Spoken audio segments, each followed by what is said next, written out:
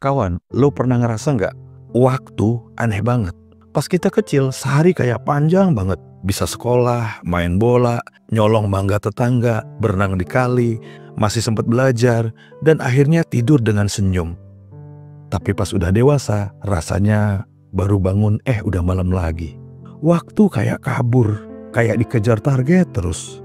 Pertanyaannya, sebenarnya waktu apaan sih? Beneran nyata atau cuma ilusi yang kita sepakati bareng-bareng? Kalau kita tanya ke ilmuwan, jawabannya gila sih. Einstein bilang, waktu itu relatif. Artinya, waktu bisa melambat atau melaju tergantung lu ada di mana. Kalau lu deket black hole, 1 jam bisa sama dengan 7 tahun di bumi. Jadi, waktu nggak sesaklek angka di jam tangan. Dia bisa melar, bisa patah, bahkan bisa berhenti. Dan yang lebih mind-blowing lagi, waktu itu nyatu dengan ruang. Makanya kita sering nyebut ruang waktu. Tapi tunggu dulu, kalau ilmuwan menyatakan waktu dengan teori megah, kita, manusia biasa, ngerasain waktu dengan cara yang beda. Anak kecil ngerasa sehari panjang banget. Orang dewasa ngerasa sehari pendek banget. Itu kenapa? Itu karena otak kita mengolah pengalaman. Pas kecil, semua peristiwa terasa baru. Setiap menit terasa penuh. Pas dewasa, rutinitas bikin waktu kayak dipercepat. Jadi kadang, jam dinding dan jam batin kita nggak pernah sinkron, nggak pernah sama. Sejarah juga nyimpen banyak cerita aneh sih, tentang waktu tentunya. Ada sekelompok pemuda yang masuk goa, terus tidur, terus bangun bertahun-tahun kemudian tanpa merubah keadaan fisiknya. Ada orang ketiduran sebentar, tapi mimpi kayak perjalanan puluhan tahun. Kita bisa bilang itu mitos, tapi juga bisa dibilang pengalaman mistis. Tapi anehnya, cerita kayak gini ada di banyak budaya. Dari timur sampai barat. Kayak semesta lagi bisikin sesuatu. Waktu nggak cuma garis lurus. Waktu juga bisa jadi pintu. Kalau di Indonesia, ada satu tempat yang udah terkenal banget soal mistis dan waktu. Gunung Kawi. Banyak cerita orang datang ke sana, bawa sesajen, berharap rezeki ngalir deras secara cepat.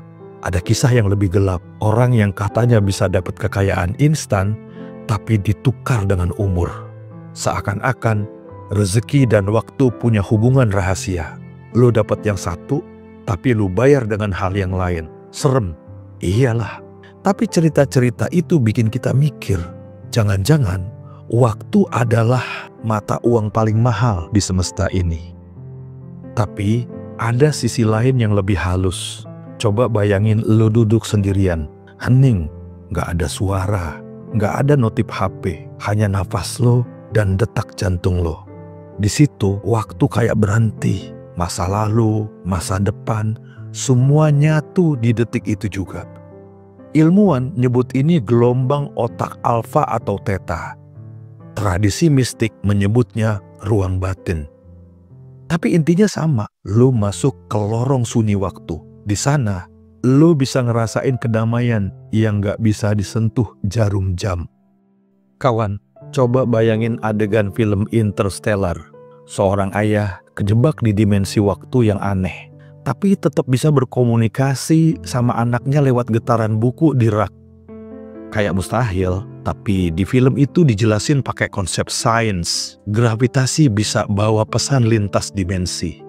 Nah, kalau kita tarik ke dunia mistis kita, bukankah banyak orang percaya arwah leluhur bisa ngasih tanda? Ada yang lewat mimpi, ada yang lewat suara samar, ada yang lewat benda yang tiba-tiba jatuh tanpa alasan.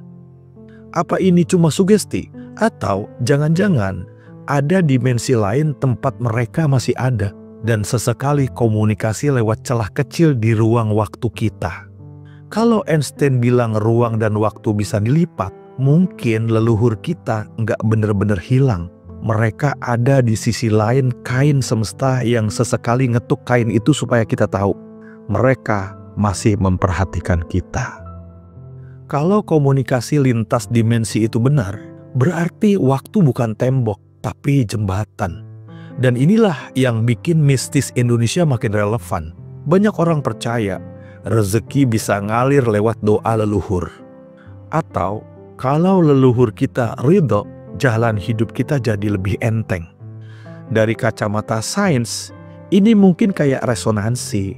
Energi kesadaran mereka masih nyisa, nyambung sama kita yang hidup sekarang. Dari kacamata mistis, ini artinya waktu itu nggak motong hubungan kita sama orang yang udah tiada. Jadi jangan heran kalau ada orang yang bilang, gue mimpi ketemu kakek gue. Terus besoknya gue dapat jalan keluar dari masalah hutang gue. Mungkin itu cuma kebetulan, tapi bisa juga itu contoh nyata. Waktu bukan garis lurus, tapi jaring-jaring kesadaran yang saling menyambung. Dan kalau benar begitu, berarti setiap doa, setiap niat, bahkan setiap pikiran bisa jadi benang yang menjahit dimensi kita dengan dimensi lain. Makin lama kita pelajarin, makin jelas. Waktu itu kayak asa. Lo bisa lihat, bisa rasain, tapi nggak bisa lo genggam. 5 menit bisa berasa sejam. Sehari berasa cuma kedipan mata. Dan jangan lupa, di mimpi, waktu bisa jadi liar, nggak ada aturan.